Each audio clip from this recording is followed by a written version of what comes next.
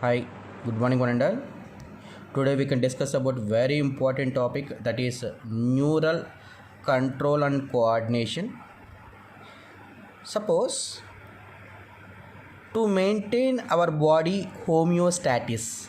Homeostasis indicates constant environmental condition of our body is known as a homeostasis.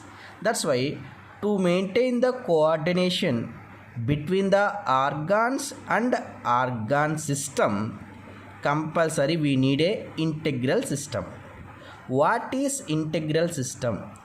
The association of nervous system and endocrinal system. Endocrinal system means we can discuss about hormones. Okay, this both the systems, they can maintain the homeostasis of our body. Now this nervous system classified into two parts. One is central nervous system, another one is the peripheral nervous system. The central nervous system consists of brain and spinal cord. Peripheral nervous system, again it will be classified into two parts. One is the somatical nervous system, another one is the autonomical nervous system. Autonomical nervous system again classified into two parts. One is the sympathetic, another one is the parasympathetic nervous system. Now, what is use of this somatical nervous system? Somatical nervous system can transfer the impulse, indicates a message from central nervous system to skeletal muscles. అంటే central nervous system నుంచి skeletal మజిల్స్కి message తీసుకొచ్చేది ఎవరు? Somatic nervous system. And another one, autonomical nervous system. What is the use of the autonomical nervous system means? This autonomical nervous system transfer the message from central nervous system to IV, means involuntary organs. What is involuntary organs? The organs is not under our control. That organs is called as a involuntary organs. That's why for involuntary organs, who will transfer the message? Autonomical nervous system can transfer the message. Now this autonomical nervous system again classified into two parts. One is the sympathetic, another one is the parasympathetic. What is use of sympathetic nervous system? Only one thing. When your body is in excitation, when your body is in emotion, when your body is in the active condition, at that time your body is controlled by which system? Sympathetical system. When your body is in the rest condition, when body is in the digestive condition, at that time your body is controlled by which system? Parasympathetic nervous system. What is main differentiation between sympathetic and parasympathetic? We will discuss later. Now we can go for the structure of neuron. See, the neuron is functional unit of a nervous system and nervous tissue based upon their dendrites and axons. Neurons is three types: unipolar neurons, bipolar neurons, multipolar neurons. You already studied in first year. For us, mostly which type of neurons is present? Multipolar neurons is present. In embryonical stage we having a unipolar neuron. In retina we having a bipolar neurons. Now the neurons having three parts: dendrites, cell body and axon. Okay, now this one is the cell body. Cell body is also called as a perikaryon, or also called as a cyton, or also called as a soma. See, this cell body, inside they having a plasm, that is called as a neuroplasm. They having a darkly stained granules.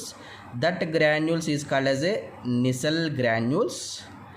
Nissl granules consist of rough endoplasmic reticulum. Rough endoplasmic reticulum means it can consist of ribosomes. What is the use of the ribosomes? Ribosomes is mainly useful for the protein synthesis. Through protein synthesis, we can get the products. That's why first main use of the Nissl granules means Nissl granules can give growth to axon. It can give growth to axon. And another thing, from the cell body, a short branch-like structure is arises, that is called as a dendrites. Dendrites, it can shows what process? Afferent process. Afferent process means dendrites can take the message and send towards to cell body. Towards to cell body means that is called as a afferent process. Here I already said cell body is also called as what I said, perikaryon. Peri means periphery, kary means nucleus. The nucleus is present in the periphery region, that is called as a perikaryon, or also called as a cyton. According to the Greek word cyton means site means place. It means most of the functions is done in that place. That's why that is called as a cyton, or also called as a soma. Soma means body. Okay, now from the cell body, which one is arises? Axon is arises. Where axon is arises from the cell body, that part is called as a axon hillock. This axon is covered by a membrane, that is called as a axolemma. Here they having a plasm, that plasm is called as a axoplasm. What is differentiation between neuroplasm and axoplasm means, in neuroplasm they having a Nissl granules, but axoplasm there is no Nissl granules. That's why, see, keep in mind, for cell body and dendrites they having a Nissl granules, but axon there is no Nissl granules. On axon they having a specialized cells, that cells is called as a Schwann cells. These Schwann cells can synthesize the myelinated sheath. Now when the neuron having a myelinated sheath, that neuron is called as a myelinated neuron. If myelinated sheath is not there, that neuron is called as a non-myelinated neuron. Here in myelinated neuron and non-myelinated neuron, both they having a Schwann cells, but here myelinated sheath is synthesized, there myelinated sheath is not synthesized. Between the myelinated sheath, this gap is called as a nodes of Ranvier. Now see, myelinated neurons are mostly present in the central nervous system. Non-myelinated neurons is mostly present in the peripheral nervous system. You are already studied in the 10th class. See, the central nervous system, mainly what I said, brain and spinal cord. Here if you observe, the brain outer layer having a gray matter, inner layer having a white matter. Why they having gray and white matter we will discuss later. But here if you observe, the myelinated sheath mostly they can consist of what? Lipids. Keep in mind, mostly consist of what? Lipids. See, at the end of axon they having a branch like structures is arises, that is called as a axon terminals. If you observe, dendrites they can shows what process? Afferent process. It can indicates it can take the message and transfer the message towards to the cell body, but axon take the message away from the cell body. That's why axon shows what process? Efferent process.